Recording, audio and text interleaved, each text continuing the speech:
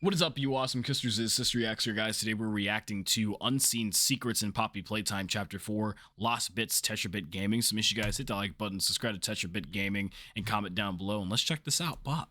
It's always interesting to see what TetraBit can like pull out from the game. Welcome back to another Lost Bits video right here on TetraBitGaming, the series where we explore the unused, What the hell is that? and unseen content in gaming.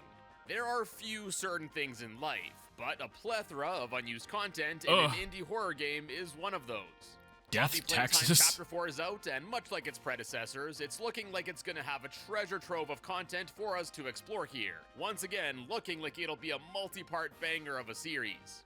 This video, we'll be starting things off by exploring various secrets found out of bounds in the I've areas seen that that you normally when I play looked through. outside the map So on chuck accident. some Play-Doh on that like button below. You can see that on my Chapter 4 gameplay. Playtime Chapter 4, Lost Bits. That's hilarious. Alright, so we'll be doing our out-of-bounds exploration from the game's front to back. So we start things off on the lift that takes us down after the events of Chapter 3. Now, if you watched my videos on Chapter 3, you may Chapter remember 3 that done by in doing 15 a trick or minutes. taking the camera up at the end, we could see that despite these sound effects, What the hell? Kissy Missy is totally just chilling up here. Oh, so she's just If you fine. were hoping That's good. for any Chapter 3 leftovers here, I'm sorry to say that if we take the camera way up in this tunnel here, there's just a whole bunch of nothing at the top, which Damn. isn't too surprising as there's no way the player was ever meant to get way up here. But despite this, when viewing this tunnel from a distance, it was honestly pretty cool to see just how massive this elevator shaft really is with respect to the rest of the area here. Then moving on to the control area down here, for the most part, the devs kept things pretty clean. Well, as far as out of bounds things go. One interesting thing here, at least to me, was to see how the developers created the cave effect here. When viewed in normal play, the player is given the illusion that the cave here is much bigger than it really is. As in reality, this is actually just a few planes What the of fuck? 3D textures That's just offset crazy. from each other. Basic, but it definitely works pretty well. Next, we move on to the I didn't even toy know they'd be doing graveyard illusions mountains like just that. before the prison section. Unfortunately, there's nothing crazy hidden in My the mountains God. of toys, and some may have doubted that these carts here weren't Barry as they're all face down, but if we take the camera underneath, we can confirm that these are indeed the fella. Now, whether Wow. or not one of these is the Barry that the player sends off in Chapter 2 is certainly up for debate, but my personal headcanon says yes. And actually, I lied. There is something interesting in one of the mountains of toys here. I can't believe people Normally, would be as you looking move for up the this minecart. section, a furry arm will flail before it then dies out. And at first glance, this appears to be an arm of a yellow version of Huggy Wuggy. That I hope we Well, never things get see. even more interesting, as if we take the camera under the mountain here, we can see that this is actually Kissy Missy's model, and the devs used her for this short What animation. the here. hell? And as you can see, Kissy is stretched out quite a bit, as Why? it looks like she's striking Michael Jackson's leading pose from Smooth Criminal. Yeah, And definitely. honestly, I thought it was pretty crazy that this is what they did to make this arm effect. Later in this area, normally the prison goes into lockdown as you approach the entrance, and this causes the massive main door to close shut. And although you can partially see what's inside from a distance before the door closes, you don't ever normally get a chance to have a better look. Initially, we can see a bunch of chairs that are outside the secondary gate here, and inside that, we can see more chairs, some desks, a bulletin board, and They really more. boarded themselves up And in then there. the rest of the room doesn't actually have a back wall, so you can just see out of bounds from here too. And although the contents themselves of this room aren't all that interesting, I think there's a decent amount of environmental storytelling here that's missed, as Yeah. we can see that all of these chairs are thrown here to barricade these doors, to obviously try to keep out the monsters that were trying to get in. Of course, normally, prisons try to keep what's inside from getting out, instead of keeping outside elements from getting in, so just thought this was a cool little detail that's not really shown to the player. After this, we get to the train station area. If you were ever curious if there was anything hiding in the other jail cell cube things, although textured inside, there's a whole lot of nothing else. So really here, It would've been only the crazy if cell they with did the add most dead visceral, bodies just for no disturbing reason. Environmental storytelling much in work. the series so far, and the one you enter actually have any other models inside of them. Oh, also in this area, out of bounds, a bit closer to the cave area, there's actually a misplaced model of a bed that seems to have a long default textured pole attached to it. Interesting. Now into the prison we go, and I just made a short covering this a few days ago, and although not unused or anything, Limon the Lemon actually returns in Chapter 4 here, and can be found a bit in the distance to the right after you enter. I would have never figured out about Limon if it wasn't for TetraBit. Like, I seen somebody else other than TetraBit find it, but like, it's crazy that he's actively looking forward to another episode. The backrooms area after prying these planks off. I gotta go find Limon myself For after the this. Uninitiated, Limon is a secret lemon left hidden in the game by the developers as a little Easter egg. So I was really happy to see this goofball make a return this chapter. I hope he's in this chapter time with 5. a smile and some eyes. Anyways, lemons aside, back to the out-of-bounds stuff, near where the player is able to get another red hand. Under the floor, we can actually find our first bit of floating developer hand text scanner of above? this video, as we can see it just below this battery socket, indicating that it's used to turn off one or more of the hand scanners above. And then, something similar is actually seen on the other side of this hallway under the floor too, only this time with a power puzzle panel thing, and here, one of the developers left explicit instructions to not delete this, as it's keeping the hand scanner above in an unpowered state. So if you ever wonder why on this series some objects may be left out of bounds by the developers, it's either A, they just forgot about it, or B, it's actually tied to some important function in the game. There was like a robot character and also in this same hallway under the floor, we can find a duplicate of the catnap toy that gets munched on by the critters as you first enter this hallway. And here, we can see that it's just constantly looping the animation of the raspberry jam gushing out of it. Yeah, raspberry jam, indeed. And as you've likely noticed by now, here we can also Why does that one have a dollar sign? sign? Nightmare critters that come out to attack you after you grab the red hand. Now, it may not seem all that crazy that these are loaded under the floor before they're called in the game, but this actually seems to be one of the few instances where they're loaded in like this. As in later sections where they appear, or even earlier ones like at the prison entrance, mini they Huggies. aren't seen like this. And then lastly for this section, just behind this wall in the lower area where you have to escape the red gas here, there is just a lone pipe section chilling here in the void. Interesting. Next, he's holding the building up together. Entrance area. Just before it, we can once again actually see another object out of bounds that had some functionality related to the hand scanners. And this time, we actually have two objects here, the prison officer badge that's seen before and inside the warden's office, as well as this green cylinder here. So I'm not sure which of these badge kind of goes off now that I look at it more. Could be both. Also, this may be patched by the time you're watching this video, but interestingly enough, you can see through that. I remember that. Would actually deload during normal gameplay, allowing you to deload. see out of bounds with ease. Mm. And last up here, there's actually data left over in the game for Gameplay various note developer 3 notes throughout this chapter. Most of them just indicate things like where triggers for pop-ups should be placed, like at the start to teach the player controls, or some context for what was planned. I didn't know like you would have to walk physically by like areas for tutorials to happen. It's really cool to see a game dissected and know like how things work. And to be added to a section later in development. Other times, though, there are some more interesting things, like here, for example, Link there's to actually LD a document? note linking to some sort of developer document. Now, before you go pausing the video to type this URL into your browsers, I already tried, and it just leads to a Confluence page, which is basically a workspace site which I guess the devs were using to collaborate, and unfortunately, it's password protected. Yeah, sucks for us, I guess, but I'm not surprised at all that they don't want. You know how many chapter 5 or probably chapter 6 things are in there? Anyways, now on to the containment zone. Initially, we can somebody would fuck this whole series up getting that password. But as we approach, Yarnaby's model actually goes under the floor before he then jumps out. Yarnaby has like an X, a scar on his arm, like Luffy's thing? I didn't even know that. Actually goes under the floor before he then jumps out of the cell towards the player, and after that animation is done, he will loop around back right to where he started out. After this are, of course, the various rooms where Yarnaby stalks the player. And there are several instances here where Yarnaby's model is loaded in.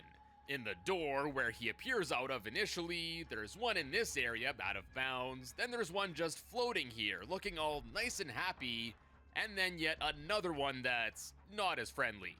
And this one here appears to be the version of Yarnaby that chases you down this hallway. And similarly, there's also a model of Doughy above this area. That's the one that helps you out here. Just T-posing. Also for this hallway, I don't know about you guys, but I definitely thought that these boxes were something more important since they have the handprint on them. But outside of this room, a battery I don't in think it. they're ever seen again in this chapter. And if you were wondering what's inside of these boxes, since you go through this room so fast, since it is a chase sequence, each of them actually contains a battery. Next up, I guess they were going to do a battery puzzle, but then noticed that would be stupid. Monster form, including one doing an okay hand gesture. Why? At first, I thought these were unused until I remembered they do end up being used in the sequence with Doughy demolishing Pianosaurus, aka the most wasted character in the series. Like, poor guy. Seriously, there was a whole teaser trailer for Pianosaurus, a catchy as hell jingle. Hey. As well as a cut. Why'd they stop playing it? For the fella to have like 5 seconds of screen time. Anyways, after Doughy busts him up, they're definitely gonna bring him back somehow. With the lighting disabled, watch they try to play it off like, oh no, that was just the prototype Pianosaurus. The real one's gonna look like a huge, grotesque dinosaur monster that's gonna chase you in Chapter 5, and he's actually the main enemy. Just watch how they turn this around. Hands and Pianosaurus mark my words, it's gonna happen here, with Pianosaurus ending up all mangled. But one of the hands is still doing the okay hand gesture here. Why? In the first instance, I thought it was just a coincidence, but this second time is making me think that this was left like this on purpose. Then after loading into the next segment, 2 of the Doughy's monster hands actually still remain way out of bounds here, but now they're just flattened out. And then further down in the distance, there are 2 more Doughy hands, this time in the regular form, and I can't really recall any instance where either of these sets of hands were used in the game.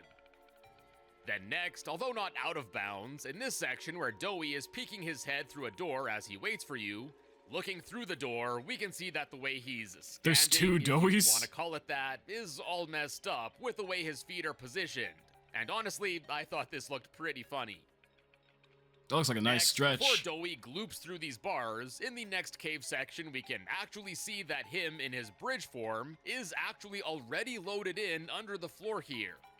And if we progress, after Doughy jumps down, why did it look like he had fangs? The bridge form model just awkwardly floats up to where it needs to go. And while all of this is going on, far under the map, we can find the Doughy that jumped down that's now all stretched out awkwardly like this. Ugh. Then, interestingly enough, way before even getting to the next bit, the second circular bridge pad form of Doughy is loaded in there right away. Next, we get to the prison recreation yard area, and although there's nothing really here out of bounds, if you were ever wondering what happens to Doughy after he glues through the wall here, instead of the model just disappearing, Doughy kinda just chills here for a while as he talks. In the next area, just before dropping down to the gear maze puzzle, it's kind of cool that they added like the little bubbly animation of him going through the wall, like even though we can't see it. At least they put that effort in there. Room to the left, there's a large empty room where we can see a sideways. Must be a pain to do things that they can't even, or that the players can't see. Holding a battery. And this is actually the model that's used when Doughy hands the player a battery below. And I don't know, I thought this was just pretty cool to see. After this is the section leading up to the safe haven, and here we can see another red dev note with another locked URL, and going forward, we can peep the hallway where Kissy Missy grabs the player to help us hide from the prototype that walks along after. Ew. Now, when playing this chapter the first time, I absolutely thought that there was a full 3D model of the prototype used for this cutscene. But as it turns out, if we take the camera closer and disable lighting, we can see that the prototype is really just a shadow. Actually just a 2D effect that's projected onto the wall. Eventually, after moving, most of it will deload, only leaving this small chunk behind. Honestly, this absolutely blew me away when I first saw this, so kudos to the devs for making this effect look so convincing. Yeah. Then before getting to the main safe haven They're really area, I saw this model of a small mommy longlegs What in the this hell? locker here, and it got me thinking whether this was a living thing or just a toy. I get that the devs probably didn't want to animate every single character. I was about to say in this something else, but I area, forgot. and I guess it's implied that all the toys here are supposed to be living things, but the ones that are just static, like Mommy I didn't know her Longlegs here eyes or looked like PJ that. Pugapillar up here, it's honestly hard to tell. There was And one if up they there? are living things, why is this Mommy Longlegs hiding in this locker like this? Especially since this is so hard to see under normal lighting conditions. Anyways, tangent over, now on to the safe haven. We got a lot to unpack here.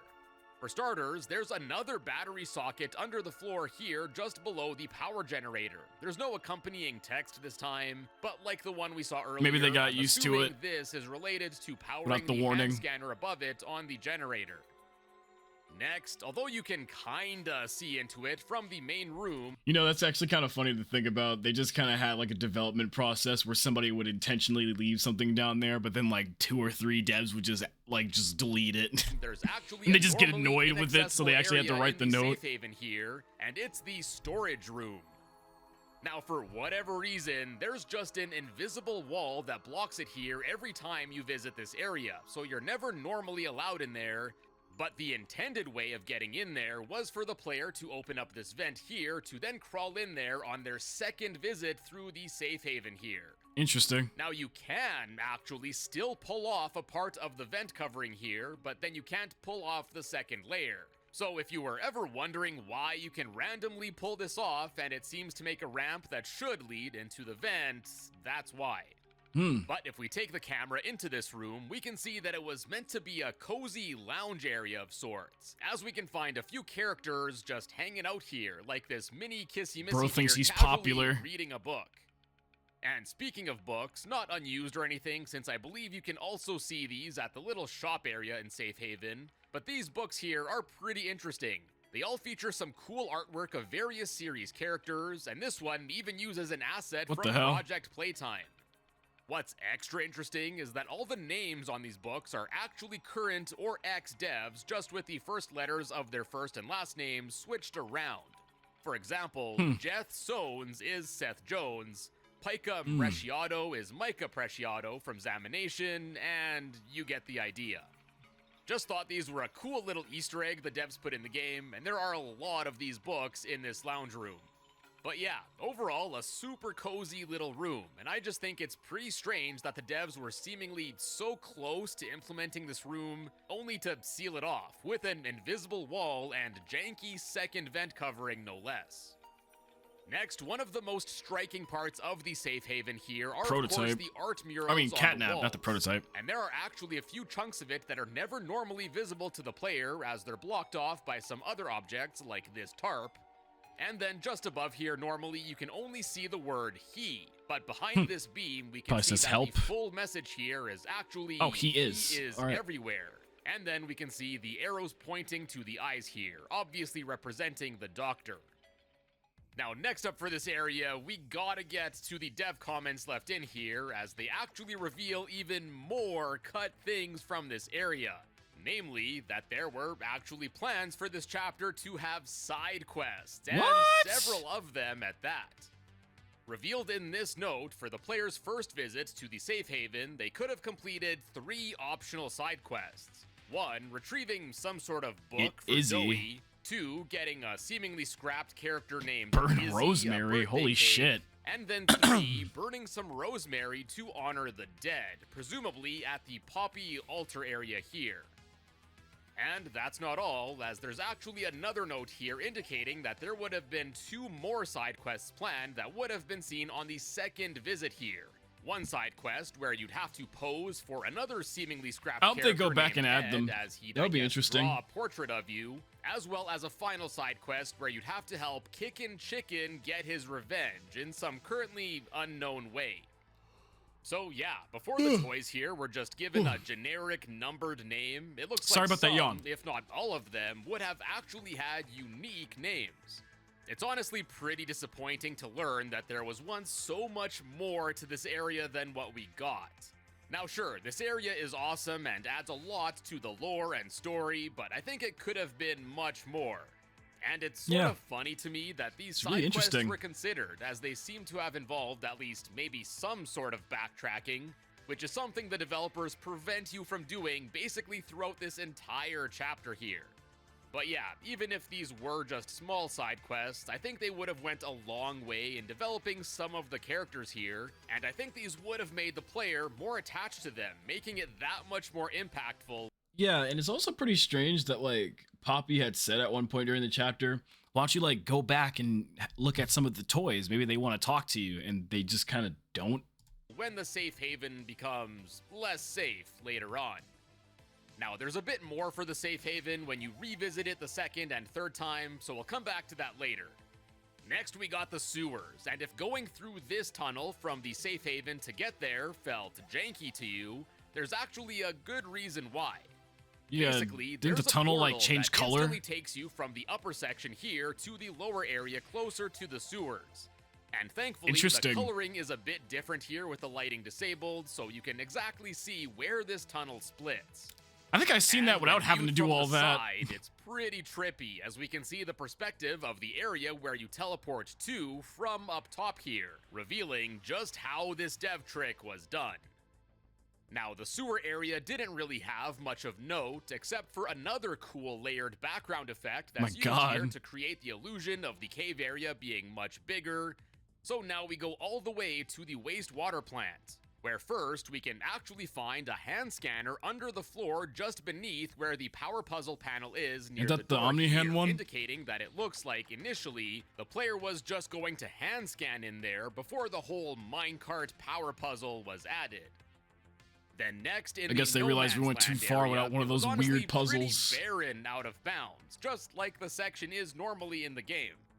Now, apparently, Yarnaby was supposed to spawn in here, and it might be patched by the time you watch this. Oh, I'm so happy I'm not the only one who went through that. Despite there being numerous gaps that the player was supposed to hide Yarnaby was supposed to catch me, but I never had it. Or anything else chase me at all until the final segment. And speaking of which, being the second most underutilized character in this chapter, I gotta say, the final chase with Yarnaby was quite underwhelming. But after Yarnaby I'm low-key glad it was, like, in my opinion, I'm happy it was underwhelming, because when they do too much with the chases, like they did with Chapter 2, like with Long Legs, you kind of die too much before realizing, oh, I have like 2 seconds to throw my arm up here and then latch myself up. I think at some point they realized that, yeah, we kind of added too many things in between a chase. We can actually follow him, and watching Yarnaby burn to death was good. This was fine to me. Mangled, with his front legs going through his face. Damn! Also, another interesting thing that happened to me in my first playthrough is that Yarnaby's model actually respawned behind me after I reloaded the checkpoint after his demise. He was just chilling there doing his thing, so in my headcanon, Yarnaby is... Wait. He spawned behind me after I reloaded the checkpoint after his demise. He was just I thought he was going to turn around and he was thing, there. So in my headcanon, Yarnaby is still alive. Now, unfortunately, there's not all too much interesting to see in most of the areas leading up to the Doctor's headquarters. Sure, it was cool to see the operating area maze from a distance and have a closer look at the creatures in their cages or Baba Chops under the floor here. Baba Chops, that's the thing's name. All too crazy. Well, I guess one interesting thing to see in this morgue room is just how far off the grab pack hand is from the body bag that it's supposed to be seen getting shot out from. What? In my first playthrough, I didn't even know it came from there. This blue hand was a glitch, as it seemed to have just originated from nothing. Yeah, I think that's what happened to me too. A bit spicier as we get to the docks HQ. Too many glitches, man. First, although we've mostly been seeing secrets under the floor, here just above the room, there's actually a developer test note being just that. Test. Then after getting to the top of the elevator here, there's a note for there to be a trigger here that would start to play a sound effect of bells tolling to be a callback to the Doctor's monologue as you ride up the elevator.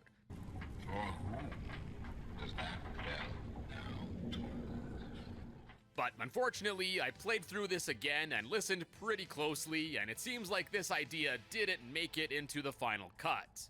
Nor I guess did it was too this cheesy. only one path forward line that was planned to have been added by Eric True, one of the devs.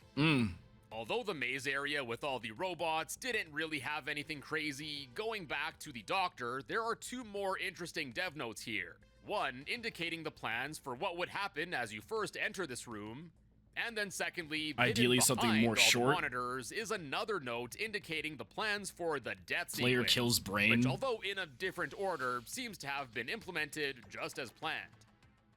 Now, on the second visit to Safe Haven, you get to go stop through yawning, this man. shipping area. Gotta wake and up. Here we can see a note indicating that the Lore purpose area. of the back part of this room is just for optional lore drops.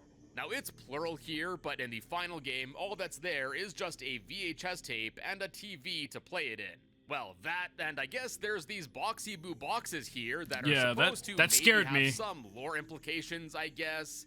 And although they lack any collision, if we take the camera inside, we can see that Boxy Boo is actually There's fully 3 of modeled them. inside here, similar to how he was in Project Playtime. Hell no. Now I have to believe that there must have been some He's sort definitely of gonna come in plans for chapter Boxy here 5. to pop out as an Easter egg or something, since he's modeled in like this. But yeah, unfortunately, there's no interactability that's normally offered to the player with these models at all in the final release of this chapter.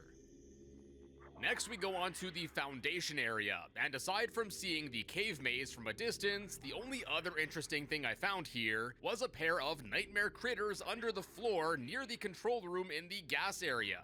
Now, in my Interesting. playthrough of this chapter, no critters spawned in this room, so either there were once plans to have some of them in here as well, or these are for the cave area where you find the explosives just before this room, or in the room after where a few of them do pop out. I only had one of them pop Now out. back to the third and final visit to the So safe strange. haven. With the lighting disabled, we can see There's a that lot of Dowie notes. in his monster form was actually Oh, loaded same and notes. visible in the back in the shipping area as soon as I got here. What? I don't think I was able to see this in my first playthrough, so not really sure why this ended up happening here this time. Also, while the cutscene with Dowie here was going on, I found another version of him in his monster form hiding not far underneath the floor.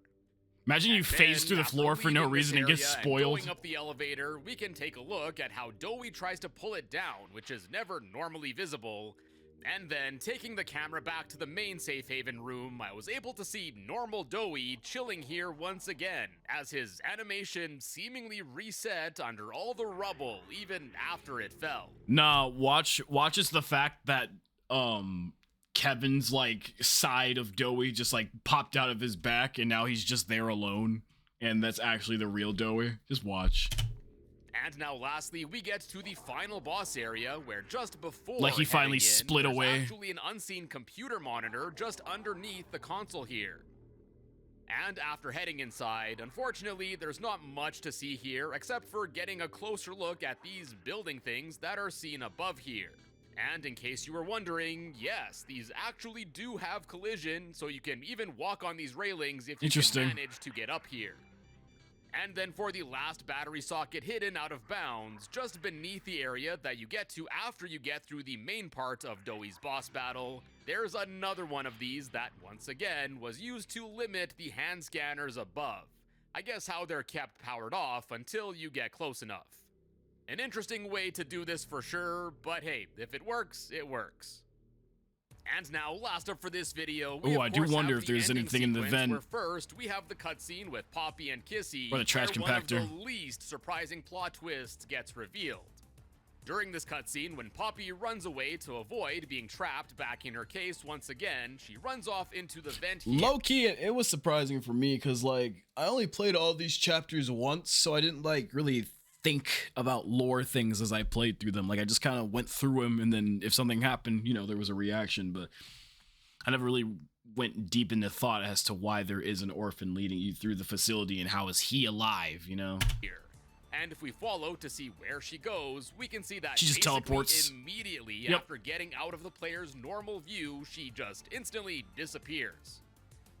Then, after this, as the floor beneath the player collapses and Kissy tries to grab the player before her arm gets ripped off, if we take the camera back up, we can see that the devs, like, stuffed Kissy into the vent here.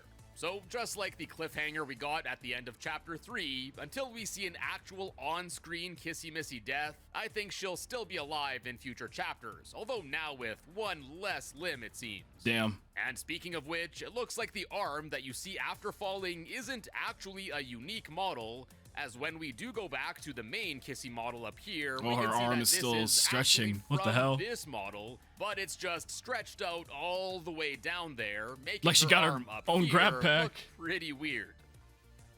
And then finally, we get to the poppy flower growing room leading up to the science lab area of the Playtime Company factory that I guess we'll be visiting in Chapter 5.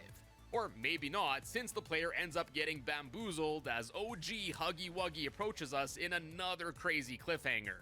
So, of course, I had to try and get a closer look at Huggy here, and although it's not anything you can't normally see, it was nice to get up and close to the It's fella so crazy how much look at his model. It's so crazy how much you're gonna miss of his model if you don't know how to like do this. By the way, if someone reached this far in the video, let me know how the hell TetraBit is doing this. Is he opening up like a certain program inside of the files for Poppy Playtime, or is he pressing like an F9, F12 thing? How do you do this to the game? But yeah. Anyway, back to what I originally said. Yeah, it's like really crazy if you just don't know how to do this. You just don't even see that he has like a fleshy heart and part of his brain showing. And what else is interesting Insane. is that right after Huggy's jump scare here, he actually teleports into the room where the player gets locked in, and he will strike a solid T-pose. Now, normally it happens for only like a second before it cuts to the credits, but if I pause the game, we can actually get a better look at the T-posing fella here in all his damaged glory. Hell no, son. Damaged he sure is, as he's missing a hand. And if we look under this here wound dressing, we can see that there's even a whole chunk of him that's gone now too, which was pretty unnerving to see, honestly. I always had a hunch that the main mascot of the series had to have a return to the game since he's only seen for a few minutes in the first chapter. So yeah, I was really pumped to see him here, and I look forward to seeing what his role ends up being in Chapter 5. Definitely the main villain. And with that, my friends, wraps up this and first the prototype part covering Chapter 4, and I hope you enjoyed. Like I said, we got lots more to go through, including various unused levels left over in the game. So stay tuned for more videos in the near future, and be sure to subscribe and hit the notification bell to... That's definitely interesting. But that also makes me think too. So that means only Catnap and Longlegs were the only two that's ever became part of Prototype on screen. I always thought that, like, Huggy's dead body was just going to be recovered for later by the Prototype, but nah, him and... or not him, but Kissy Missy. That's a Kissy Missy. Holy shit. My brain is tired, man. Longlegs and fucking Catnap are the only two a part of him, so I wonder if at the end of the chapter he'll end up dying, and then we'll see Prototype take it, and we'll actually see the Prototype's body a little bit before he, like, comes together. Or what? I don't know. Let me know what you guys think about this video in the comments down below, and I will see you guys later. I need to take a little nap or something so my brain comes back to normal.